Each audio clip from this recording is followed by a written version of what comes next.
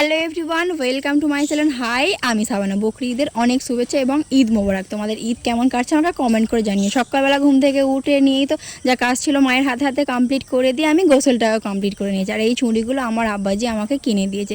কালকে একটু হাতে মেহেন্দি করেছিলাম, একদমই ইচ্ছা ছিল না, তাও আমার হাজব্যান্ড বললো যে একটু মেহেন্দি করো। মেয়েকে নিয়ে একটু বসেছিলাম, ওকেও গোসল কমপ্লিট করে হালকা পাতলা একটা ড্রেস পরে দিয়েছি। আর আমি এই চাদরটা কিনেছি, কেমন লাগছে বলে, অনলাইন থেকে নিয়েছি। সারাদিন কি করব কিছু বুঝতে পারছিলাম না, তাই মেয়ের সঙ্গে বসে বসে গল্প করছিলাম। আর মা এদিকে রান্না বান্না করছে। মেয়ের খাবার দেখে হয়তো কেউ বুঝতে পারছে যে আজকে আমাদের বাড়িতে কী রেসিপি হতে চলেছে। মেয়েকে খাইয়ে দিয়ে 12টা নাগাদ বাজে, তখন আমার হাজব্যান্ড বললো কি হলো, রেডি হবে না? একটু ঈদের জন্য তো সাজুগুজু করতে হবে। একদমই ভালো লাগছে না, কারণ তোমরা সবাই জানো যে প্রত্যেক বছর ঈদের থেকে এই ঈদটা কেমনভাবে কাটছে। একদম ভালো লাগছিল না, ঘরে বসে বসে শুধু বোর হচ্ছিলাম। কিন্তু আমরা যেহেতু কন্টেন্ট ক্রিয়েটার, ভিডিও পোস্ট করতে হবে, তাই জন্য একটু সাজুগুজু করতেই হবে, না হলে তো হবেই না। তাই হাজব্যান্ড বললো চলো তুমি একটু রেডি হয়ে যাও। আমিও রেডি হয়েছি, তুমিও রেডি হয়ে যাও। মেয়েটাকেও রেডি করিয়ে দিয়েছি। এদিকে দেখো আমি রেডি হচ্ছি, আমার হাজব্যান্ড আমার মেয়েকে দিয়ে আমাকে মার শেখাচ্ছে। আমি তাই বলছিলাম যে ওরকম করতে নেই বাচ্চা মানুষদের। তো হালকা পাতলা করে একটু রেডি হচ্ছিলাম। কিন্তু এই ঈদের জন্য আমি একদমই জামা কাপড় কিনিনি। এই জামাটা আমার মায়ের, আমার মা অনলাইন থেকে কিনেছে। মা মানে আমার আম্মাজির কথা বলছি, উনি অনলাইন থেকে কিনেছে। আমি যেই শুনেছে যে আমি ড্রেস কিনে নিই, তাই এই ড্রেসটা পাঠিয়ে দিয়েছে। বললো যে তোমার ঈদের জন্য তো ড্রেসটা লাগবে, তাই পরে নাও। পুরোটা রেডি হয়ে গেলেও মাস্কারাটা দিতে আমি ভুলে গিয়েছিলাম।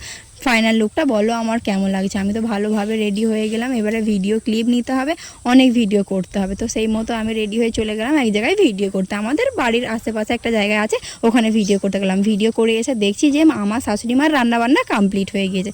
আজকে ঈদ স্পেশাল আমাদের বাড়িতে বিরিয়ানি হয়েছে, চিকেন বিরিয়ানি হয়েছে। তো আমরা সবাই বিরিয়ানি খেতে ভালোবাসি, আর আমি স্পেশালি চিকেন বিরিয়ানি খেতে খুব পছন্দ করি। কারণ যারা আমার ডেলি ব্লগ দেখো তারা জানো যে আমি চিকেন বিরিয়ানি খেলে কতটা ভালোবাসি। তো বিরিয়ানিটা খাওয়ার পরে আমি ড্রেসটা খুলে দিয়েছিলাম, এতটা গরম হচ্ছিল। আবার চলে এলো আমার একটা পার্সেল। ঈদের দিনকেও আমার পার্সেল আসতে ছাড়েনি, কিন্তু এটা আমার পার্সেল না হলেও এটা আমার অ্যাকাউন্টে দেওয়া ছিল, আমার একটা দিদির পার্সেল। তো পার্সেলটা চলে এলো, আমি মেয়েকে একটু বসে বসে আদর করছিলাম। দেখো এবারে পার্সেলটাকে আনবক্সিং করতে যাবো, ওকে বলছি আমার যে একটু ছাড়াও, ছাড়বেই না, আমাকে তো আদর করেই যাচ্ছে। তাই মেয়ের কাছে আদর খেতে খেতে আমি একটু বসেই ছিলাম। তারপরে ভাবলাম চলো পার্সেলটাকে আনবক্সিং করে তোমাদেরকে দেখিয়ে দেওয়া যাক। শুধু ওড়নাটা পরে নিয়েছিলাম, ড্রেস কিন্তু পরে নি।